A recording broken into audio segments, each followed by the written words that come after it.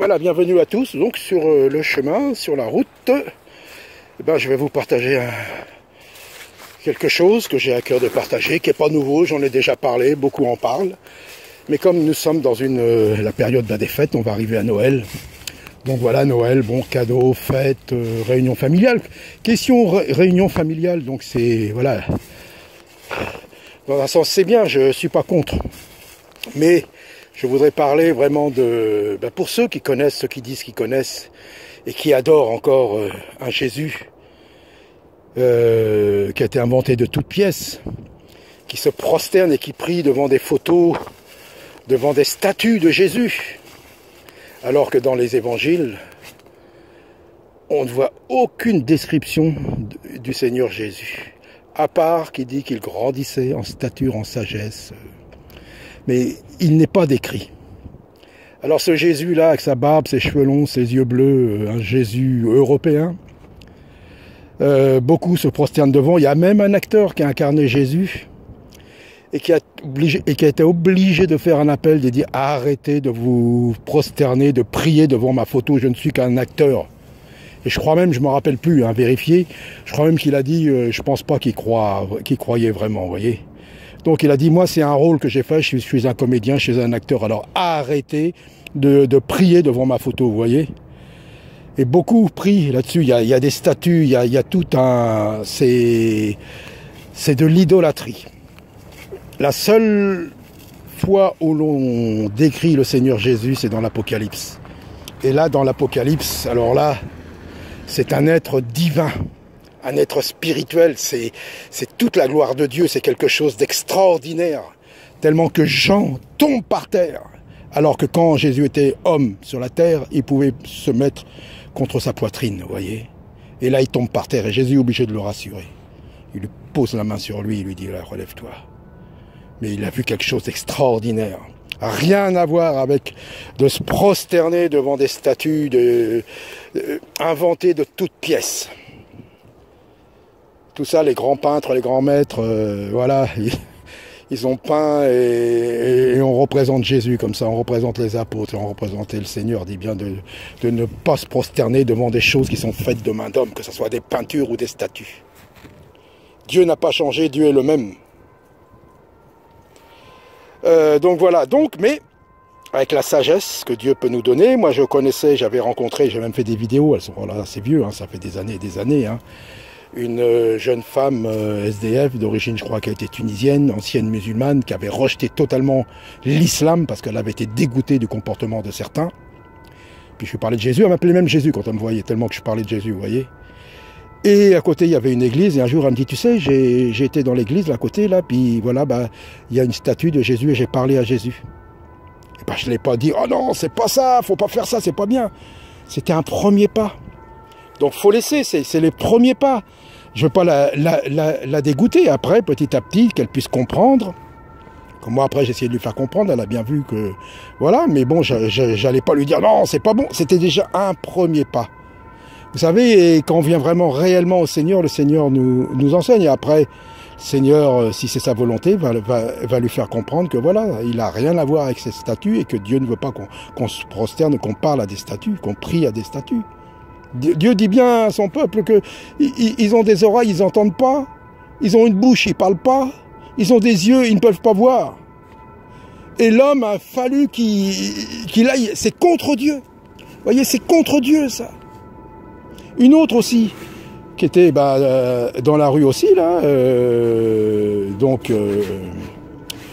La grâce de Dieu, bon, je l'avais entendu parler, elle me dit, dis donc, toi, t'étais vraiment, comment dire, motivé pour ton Jésus, là, tout ça. Et après, elle commence à comprendre tout ça, puis, bon, plus tard, l'autre, je vous dis, elle est sortie de la rue, là, elle a réussi à être prise en main, vous voyez, donc c'est pas moi, mais c'est ce chemin du Seigneur. L'un fait, l'autre fait autre chose, quoi, c'est-à-dire, voilà, l'autre, un jour, elle me dit, elle a rencontré un curé, le curé lui a parlé. Il lui avait donné, je crois, une petite croix, ou je ne sais plus ce qu'il lui avait donné, enfin bon. Vous voyez, ancienne musulmane aussi. J'allais pas lui dire, non, c'est pas bon tout ça, non, non. Premier pas vers le Seigneur, vous voyez. Premier pas. Après, le Seigneur elle va comprendre, après le Seigneur va lui montrer que c'est pas ça. Et j'allais pas lui dire, non, c'est pas ça, écoutez, une ancienne musulmane commence, voilà. Donc, mais, pour ceux que ça fait des années, qui, soi-disant, ils sont encore à se prosterner devant des statues, là, ça va être Noël, Jésus, les gens n'ont, à part quelques-uns des religieux, vont à la messe de minuit. Donc voilà, et les gens vont se réunir, c'est les cadeaux pour les enfants, donc bon. Vous voyez, moi je suis radical, mais bon, même pour les enfants, je dis bon, bah, c'est une tradition. Pour moi, voilà, je veux dire, c'est une tradition en France, qui est là, et certains voudraient l'annuler par rapport à la laïcité et tout, moi je suis pas trop d'accord. C'est la tradition française, pour moi c'est pas Jésus, ça n'a rien à voir, hein. Moi, voilà. Mais bon, pour les enfants, les cadeaux, tout ça, et de leur faire comprendre, voyez, bon, voilà, de dire, après chacun hein, fait comme il veut, hein. Moi, à mes enfants, je croyais pas au Seigneur, donc pour moi c'était tout bon. Hein. J'étais content de leur faire des cadeaux à ce moment-là, ils attendaient. Et après, quand ils étaient grands, c'est là que je suis rentré dans l'évangile, un peu plus grand, quoi. Donc voilà, donc, mais il y a la sagesse, mais de comprendre les choses, et voilà, donc c'est ça. Donc c'est vrai, je préfère hein, que ça, c'est la tradition de la France, c'est pas Dieu, ça n'a rien à voir, mais voilà, je préfère ça à l'islam, hein, je vous le dis carrément, hein, parce que l'islam est antichrist. Puisqu'ils disent dans leur Coran, celui qu'ils ont mis sur la croix, ils disent que c'est Jésus, mais c'est un autre qu'ils ont mis à la place, vous voyez. Donc il n'est pas né, voilà, et il n'est pas crucifié, pas ressuscité, c'est pas lui. Donc voilà, donc après c'est la tradition de la France, chacun pense comme il veut, mais moi voilà, c'est la tradition, pour moi ça n'a rien à voir avec Dieu, mais il faut savoir que quand les Romains sont venus à l'évangile, l'empereur Constantin, ce peuple, un peuple qui était idolâtre.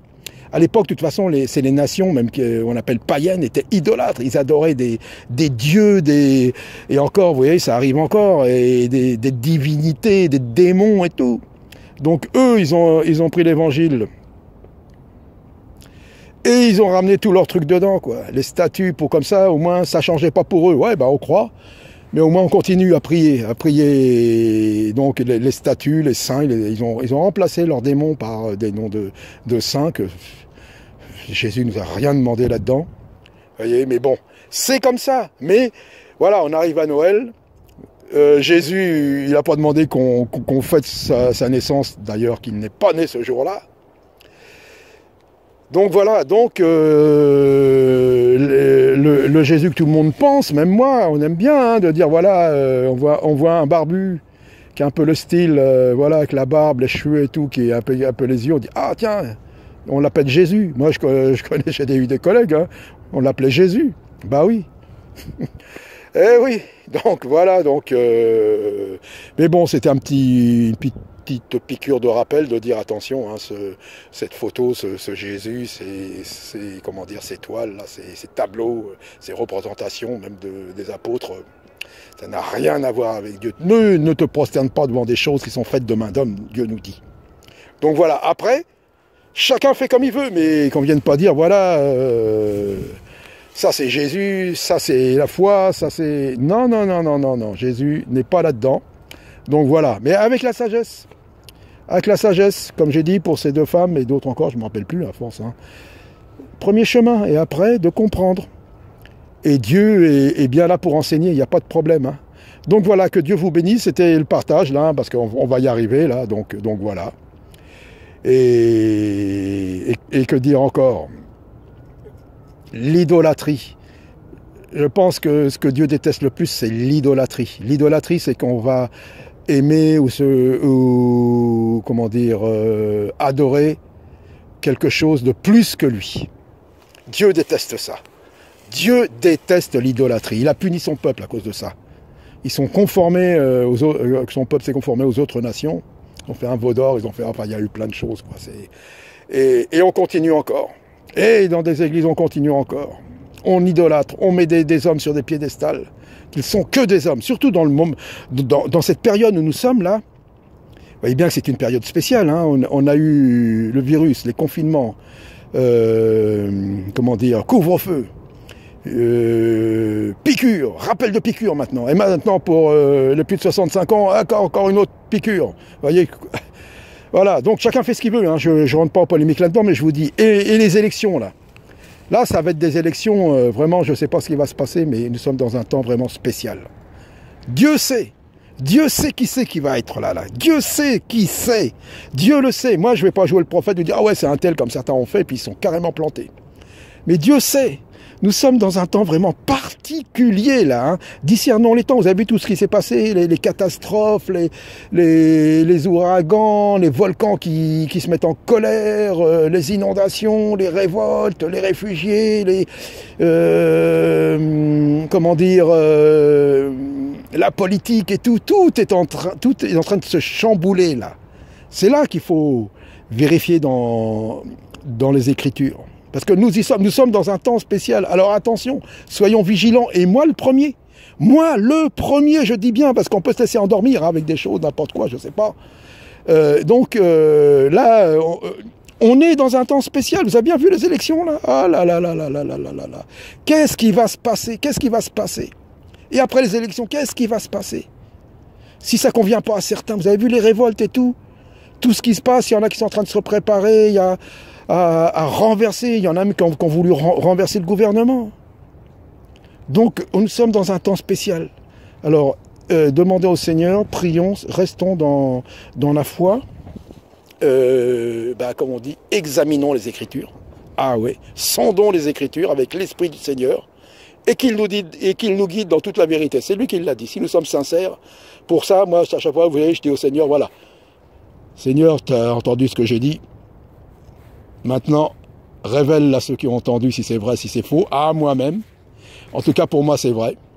Mais Seigneur, tu es tout-puissant, tu es le maître, tu m'as créé, tu m'as donné la vie, tu reprends quand tu veux, tu fais ce que tu veux, tu es Dieu. Je ne crois pas en une machine ou en je ne sais pas quoi ou un hasard. Tu es le Dieu créateur. Je ne comprends pas tout, mais je sais que tu es Dieu créateur et tout est entre tes mains. Et tu nous as prévenus. Alors merci Seigneur. Donc voilà, que Dieu vous bénisse et soyez encouragés et vraiment qu'on soit vraiment dans la foi au Seigneur. Là. À très bientôt.